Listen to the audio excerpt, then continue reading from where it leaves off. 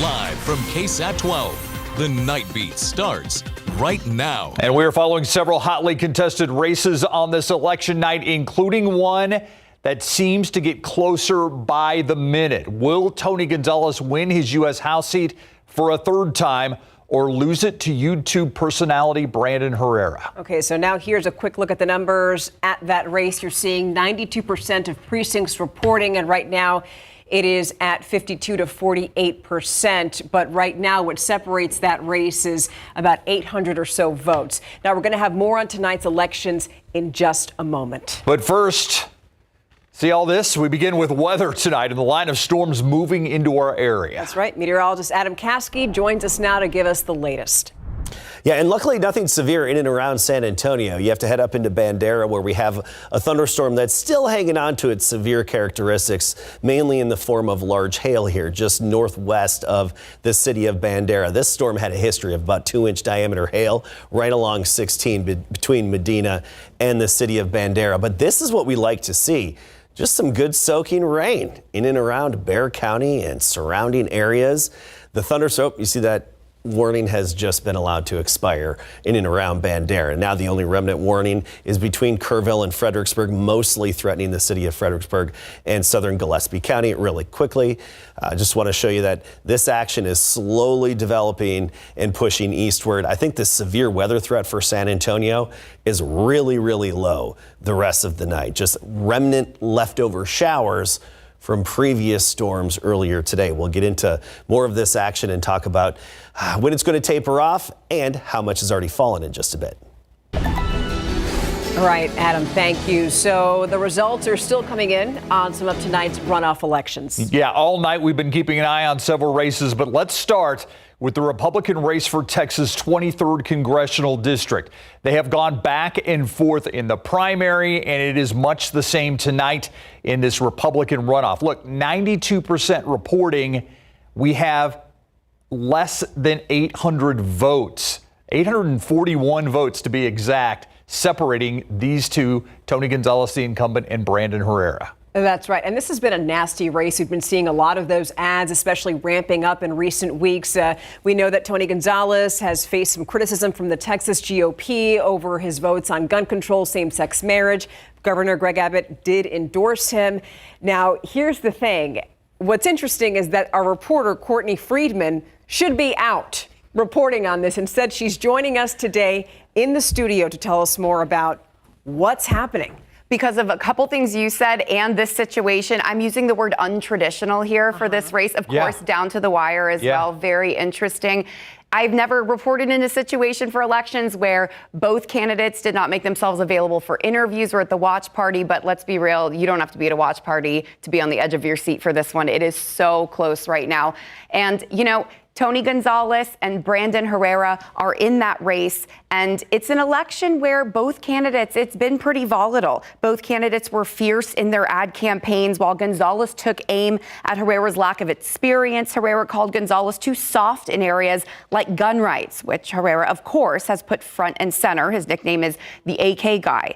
Right now, Gonzalez has a slight lead. He told KSAT earlier this month that his main goal is to listen to his constituents, a district that spans 29 counties. He says he's also focused on border security. 2/3 of this district takes up the Mexico-Texas border, and he wants to keep fentanyl out of the U.S. as well. We have no word yet from either candidate. Like I said, an interesting, nail-biting race that a lot of people still have their eyes on. Steve, Stephanie. Yeah, and of course, we'll keep our eye on it over the next, 33 minutes, and then, of course, online. Thank you, Courtney, so much. Now, Governor Greg Abbott scored another victory in the District 44 race, which is in our viewing area. He backed Alan Schoolcraft over incumbent state representative John Kemple. Okay, so let's take a look at those results right now. And as you said right there, 84% reporting. But yeah, Alan Schoolcraft won that race. He declared victory, 55% over 45% with John Kemble. Our Garrett Berger is at Lake McQueeney. That's where the Schoolcraft campaign is in high spirits tonight. Absolutely. The party has wound down at this point in the night, but it was a light mood all throughout. Lots of cheering as Schoolcraft established and kept an early lead over the incumbent John Kemple. Now, though this district has been represented by a Kemple for more than 40 years at this point, it was Schoolcraft who actually had the air of the establishment choice for this nomination. He was backed by big Republican names like Governor Greg Abbott, Lieutenant Governor Patrick, Attorney General Paxton, and the presidential nominee, Donald Trump. Schoolcraft was a state rep back in the 80s and 90s, but now, 31 years later, he decided to wade into the District 44 Republican primary. The final straw, he previously told us, was Kemple's opposition to school vouchers, a stance that put Kemple and other House Republicans in the sights of Governor Abbott, who had made the vouchers a top legislative priority. But when a voucher bill never reached the governor's desk, Abbott began endorsing primary challengers to the voucher opponents, including backing Schoolcraft over Kemple. Schoolcraft says vouchers are a big issue for him. My goal is to get onto the Public Education Committee when I get back there. I'll have 12 years of seniority.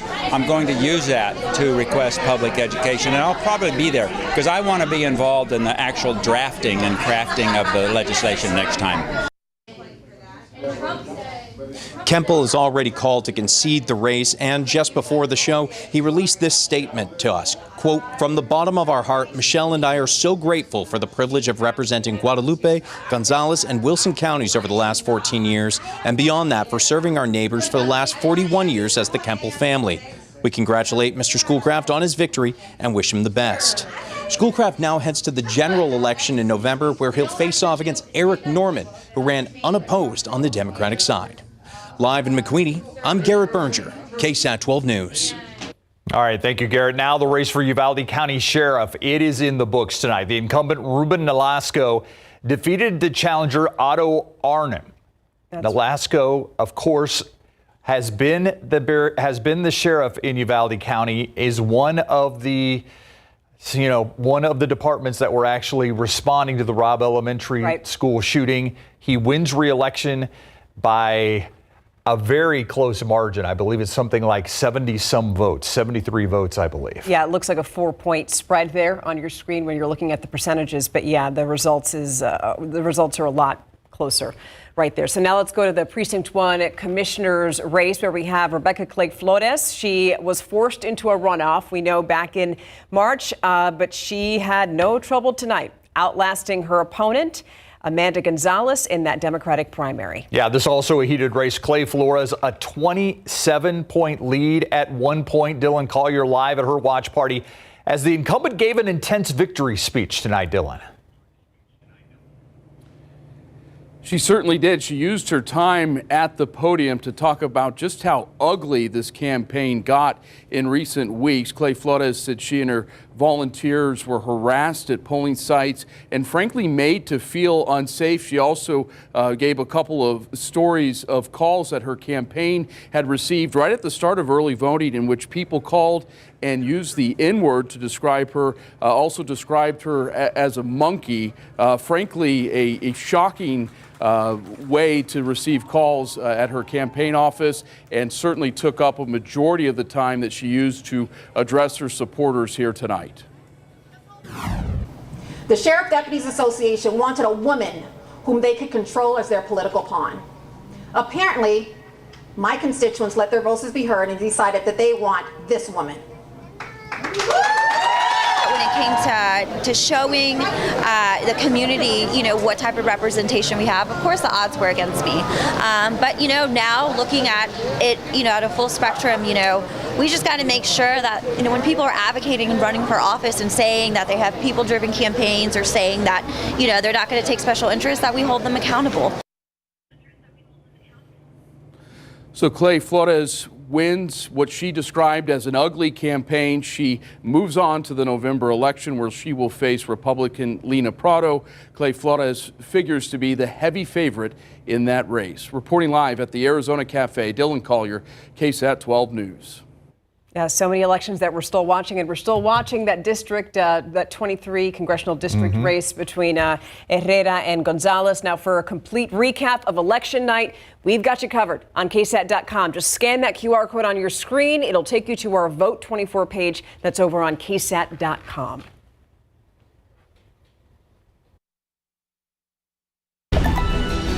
We continue to keep tabs on the Representative District 23 Republican runoff between Tony Gonzales and Brandon Herrera. But here's some other election night results.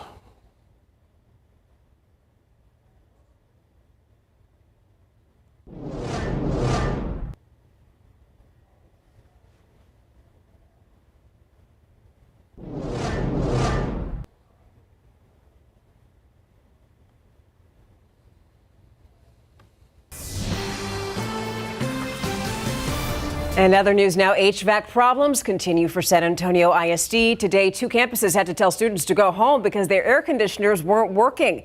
It happened at Mark Twain Dual Language Academy and also Bonham Academy. Those HVAC issues, if you remember, at SAISD go all the way back to January when the district had to temporarily close all of its campuses because of heating problems. The district superintendent has said that he is staying on top of those HVAC issues.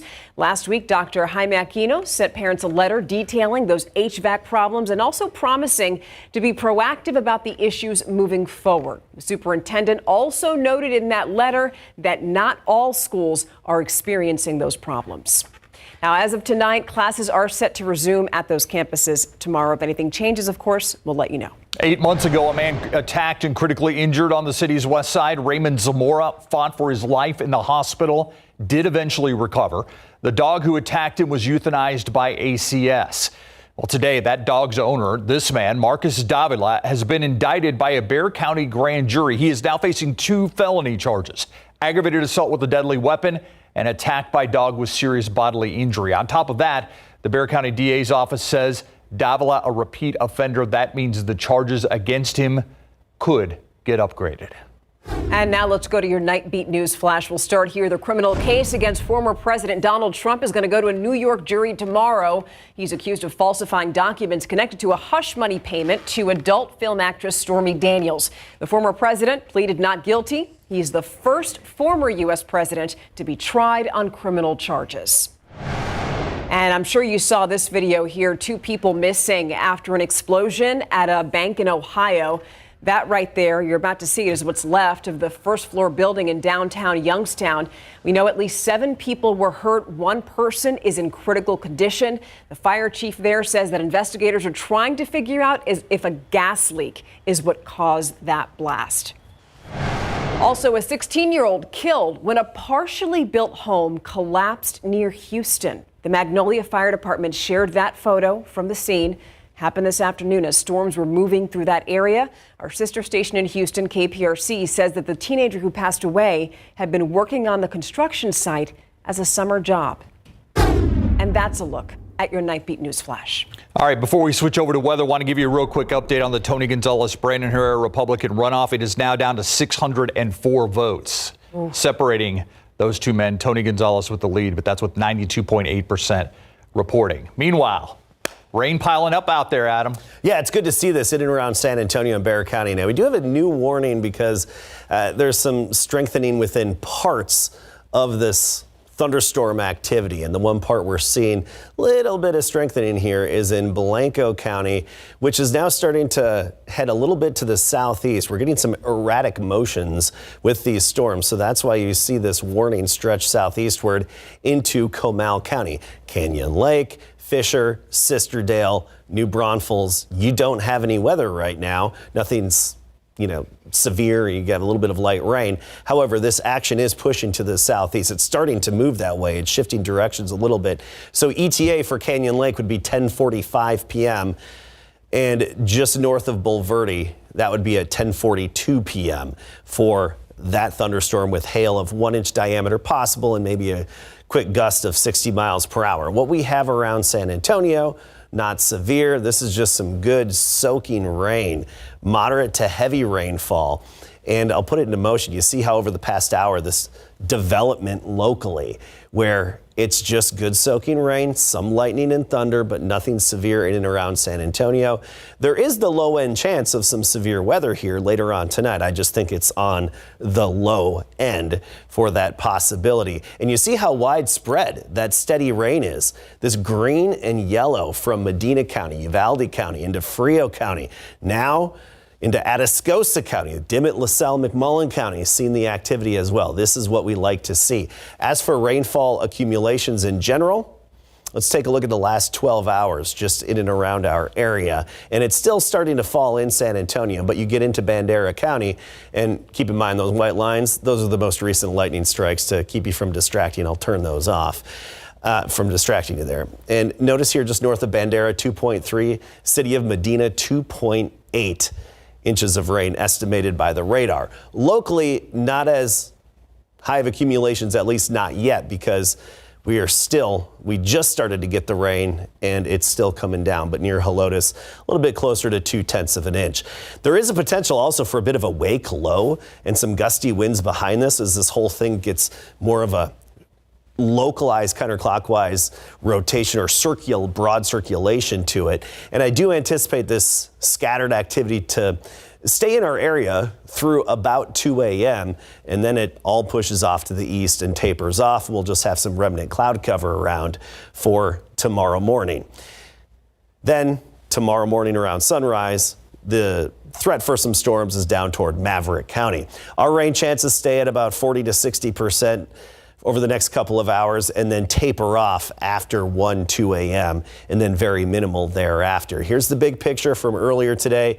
A lot of activity again, Dallas-Fort Worth, East Texas to Houston, and then we had this activity in West Texas start to push our way, and a lot of it fizzled out, but it's good to get some of the leftovers of those stronger storms that were off to the west. Still some power outages though. Check this out. You look at East Texas, especially up in Dallas County and Tarrant County, and look at the totals. 250,000 still without power in Dallas County, 12,000 in Tarrant County. So a big swath of East and North Texas without power.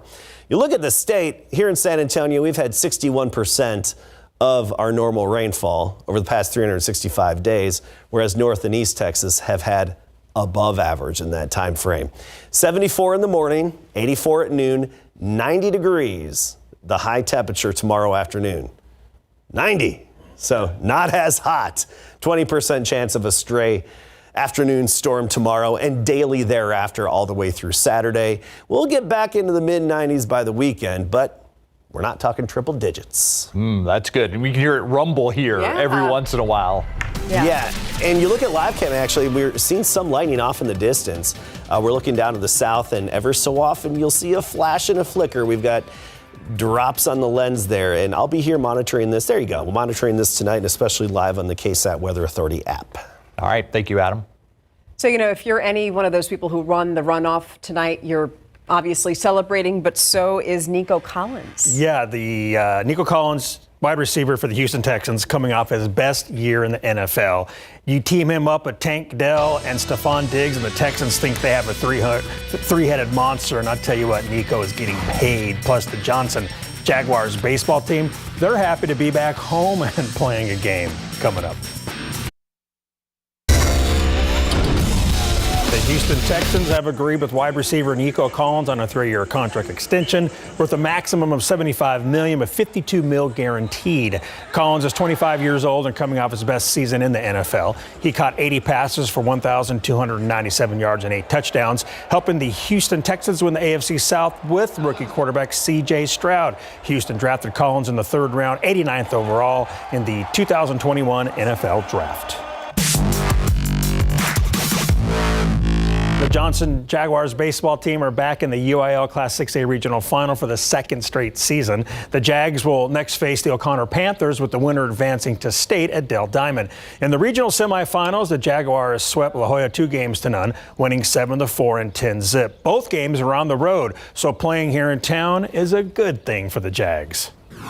Dude, it's awesome. Finally, we've been traveling too much, yeah, it'll be really cool, student section, all the fans can come out and enjoy it here. I think it's going to be really fun. It's going to be a little bit different than from what we just came from, going all the way down to Laredo, where there's not as many fans. We take it one day at a time. We're not changing a routine for anything. The games are the games, and our philosophy is just win the next game. And, that's going to be Thursday.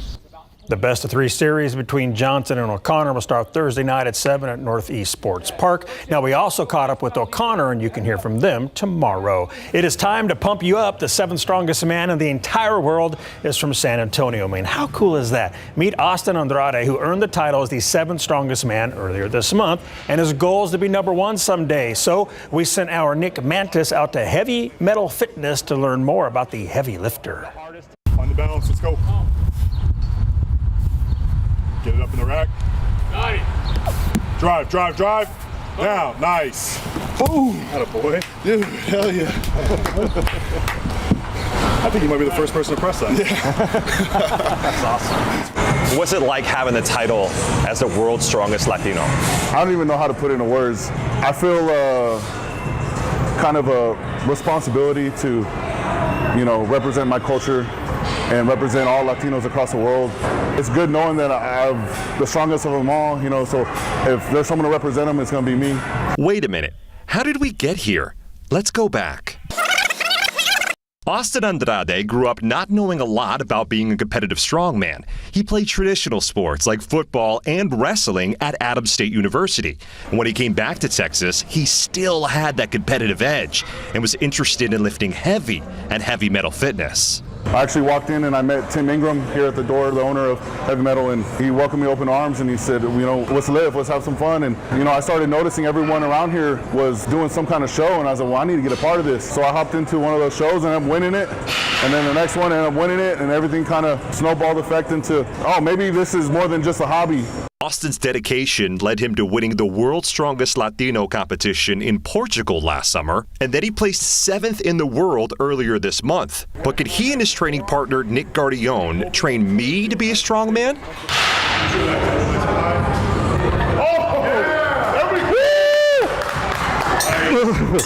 It's just a bag of sand. That's all it is. Just 150 pounds of sand. All right. Our Father who art in heaven, help me get through this.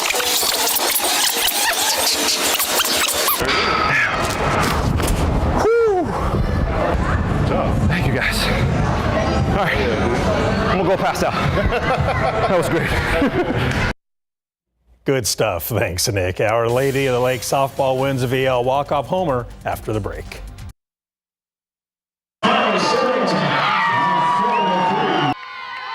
Our Lady of the Lake softball was fired up after A.J. Flores had a walk-off shot to lift the Saints today at the NAIA Softball World Series. They trailed the University of Science and Arts 2-0 and 3-1 before coming back to win in 8 innings thanks to Flores' shot over the center field fence. Olu is moving on 4-3. Here's your home run hero.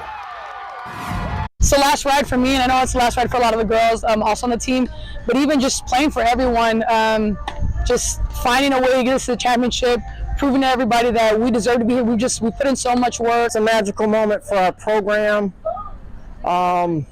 It puts us in the big game. The Saints move on to the championship game tomorrow late afternoon, needing one more win to claim the NAIA Softball World Series Championship. And in the NBA Western Conference Finals tonight, the Timberwolves won at Dallas 105-100 to avoid the sweep.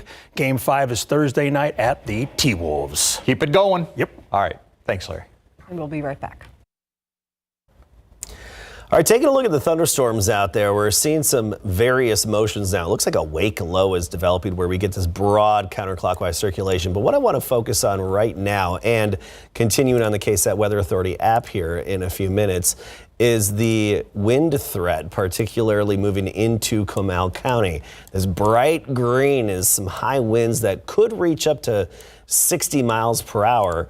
And they're headed into Spring Branch right now, making it to Smithson Valley by 10:42, Canyon Lake by 10:47, Fisherly, it's right on your doorstep, and then New Braunfels 11:05 is when that would move in. So that's the area of concern.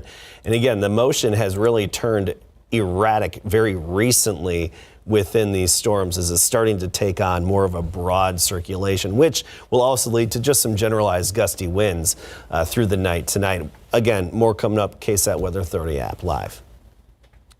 Tony Gonzalez with just the 700 vote lead.